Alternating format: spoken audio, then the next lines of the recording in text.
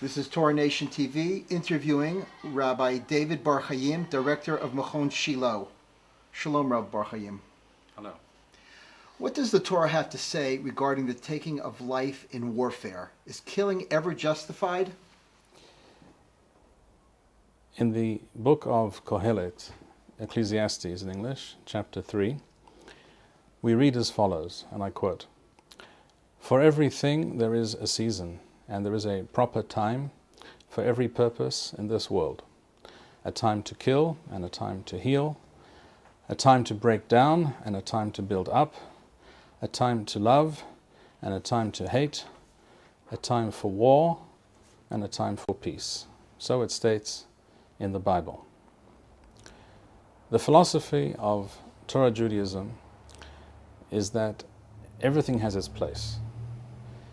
We recognize the complex realities of human existence. We do not live in a world of absolutes, because according to a simplistic philosophy of life that views everything in terms of black and white, killing is always wrong. None of us like the idea of killing. But we all know that this is untrue. Even a person who espouses that type of black and white philosophy will, if faced with a threat to life or limb, for example, they will defend themselves, even if it means killing the attacker. So killing is not always wrong. It depends on the circumstance. The Torah states in the book of Bereshith, in English Genesis, chapter 9, verses 5 to 6, it says, "At the hand of man, at the hand of every man's brother, will I demand an accounting for the life of man. So says God, I shall demand an accounting for those who shed the life of a human being without just cause." As the verse goes on to state, "He who sheds a man's blood, by man shall his blood be shed. For in the image of God did he," that is to say, the Creator, "make him." So what does the Torah mean when it says that man was created in the image of God? Man possesses intelligence. Man possesses moral perception. Man can understand the difference between good and evil, between right and wrong. Let us now return to the text. The Torah refers to a person killing at the hand of every man's brother. That is to say, a person with whom you are at peace, just as you are at peace with your brother. In that situation, with a person with whom you have no quarrel, no just cause to take his life, there the Torah states you are culpable for killing another person. In fact, you are to be punished by being put to death. But in a time of war, the operative text is that which we quoted a few moments ago from the book of Kohelet, Ecclesiastes in chapter 3, where it states a time to love and a time to hate. In other words, there is a time for this in the realm of human existence and experience in the real world, and there is a time for war and a time for peace. The Rosh Yeshiva, the famous head of the Volozhin Yeshiva, Rabbi Naftali Tzvi Yehuda Berlin, also known as the Netziv, makes this point very clearly in his commentary on the verse in Genesis that we quoted a few moments ago. He explains that the Torah, by stressing that it refers to the killing of a man at the hand of his brother, is indicating that one is considered guilty of killing in a situation where one should act with kindness, as one acts towards one's brother. In other words, in a time of peace, but not in a time of war. Killing another human being in a time of war is not morally reprehensible. And this, he explains, is why a soldier who fights and kills those on the enemy side is not a murderer.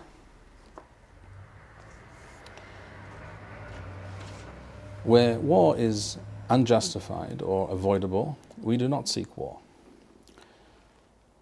However, where it is necessary, such as striking at those firing rockets and missiles at one's citizens, it is moral and proper to make war. And in warfare, people get killed. And it is simply not true that this applies to combatants only. In World War II, the British and Americans carpet-bombed Germany. Was that illegal? Absolutely not. The Americans dropped the first nuclear weapons on Japan. Was that moral? Immoral, rather? No. The British and Americans acted in this manner because these actions were necessary in order to hasten the end of the war, save the lives of their soldiers and civilians, and to defeat the evil tyranny with which Japan and Germany threatened to engulf the world. That is the position of the Torah. It also happens to be common sense. And it should surprise no one that Torah and common sense coincide. Rabbi Bar-Hayim, during the recent IDF aerial campaign against Gaza, the IDF spokesman stated that there were times when Israel possessed precise intelligence regarding the location of missile launchers firing missiles on Israeli cities. But due to the fact that these launchers were situated in densely populated areas, the IDF chose not to bomb them in order to avoid civilian casualties. Essentially, Israel is saying that it values civilian lives on both sides equally. Isn't that an extremely moral position? No, it is not. Absolutely not. It is in fact an extremely immoral position. Those responsible for such guidelines, which prevent the IDF from performing its function of defending Israeli citizens, are guilty of endangering the life of the Jewish nation as a nation, and the lives of Jewish individuals, men, women, and children. There can be no doubt that if a missile launcher is not destroyed, it will be used by our enemies to rain missiles down on Israeli citizens. So how on earth can it be moral to refrain from destroying a launcher because of the possibility or likelihood of causing civilian casualties in Gaza, if in practice this guarantees civilian casualties in Israel? Why is it that little girl in Ashkelon less deserving of consideration than the little girl in Gaza? This gives the lie to the claim of viewing lives on both sides equally, because it always works out, curiously enough, that the lives of our enemies and their children are somehow more equal than our own lives and the lives of our children. It should be added that the Geneva Convention, often quoted in this context, speaks of specifically and deliberately targeting civilians. It does not refer to military actions against the enemy. It is curious, to say the least, that some people are outraged by Israel's legitimate military response to the deliberate and indiscriminate targeting of Israeli civilians, something our enemies do on a daily basis. Are you then implying, Rabbi, that there is no ethical problem protecting Jewish lives even at the cost of massive civilian casualties? I'm not implying, I am stating categorically that those who choose to wage war against us, those who choose to fire missiles at our civilian population, should expect no quarter, and they are deserving of our military response, no matter how massive or overwhelming it may be, in order to cease such attacks against Israel.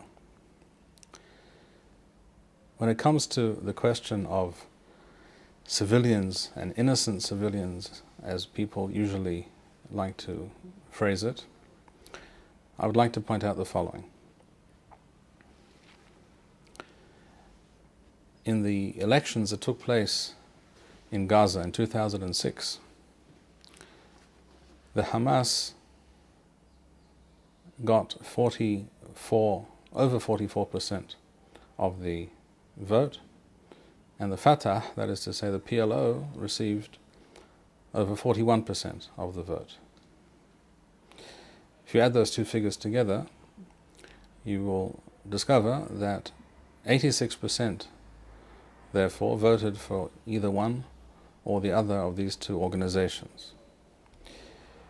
And it is important that everyone know the facts about these two organizations. Both the Hamas and the Fatah, the PLO, state explicitly in writing in their own charters that their aim is to destroy the state of Israel and to drive the Jews out of their homeland. The only difference between these organizations is one of tactics and how honest they choose to be vis-a-vis the rest of the world. In other words, what they choose to say in their statements in English or other foreign languages for the Western press, as opposed to what they choose to say to their own indigenous population for internal consumption. Both of these organizations then are determined and are dedicated to the destruction of the Jewish people's state and the continued existence of the Jewish people in their homeland. So they state in writing time and again. It is written in their charters for all to see. If 86% of those Arabs in Gaza voted for one or other of these organizations, I find it very difficult to accept the proposition that we are dealing with innocent civilians who are disinterested and uninvolved in what is going on. It is obvious to any honest and reasonable person that the Hamas, which won that election and eventually by means of violent military action against the Fatah, took total control of the Gaza Strip, it should be obvious to any person that the Hamas is simply acting on the express wishes and aspirations of their constituents. The Arabs chose these people to do exactly what they are doing. To speak about innocence in this situation, therefore, is quite ludicrous, just as it is irrelevant and ludicrous and an historical lie to claim that the German people who voted overwhelmingly for Hitler were innocents and somehow uninvolved and undeserving of the Allied military response to the actions of Germany. This is common sense, and this is the way of the world. When a nation or a group, a society chooses to base its ethos, its educational system, its press, its news reports, its TV programs, its magazines, its newspapers, on one thing and one thing only, and that is to kill the Jews, to drive them out of their land, and under no circumstances to live in peace with these people, then they can only expect, it is only right and proper and moral that they receive their just deserts. So when they choose to attack us, no one should imagine that we are required by any moral code or any rhyme or reason to refrain from prosecuting warfare against them in order to destroy our enemy and be victorious. That, after all, is the purpose of warfare, as noted by military experts such as von Clausewitz and General Sherman of the United States Army at the time of the Civil War.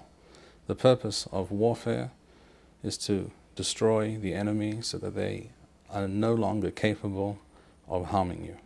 And that is our responsibility, both according to the Torah, which is our primary basis and foundation for our actions, and also according to the basic rules and modalities of human existence on this earth. Rabbi Bar-Hayim, thank you very much.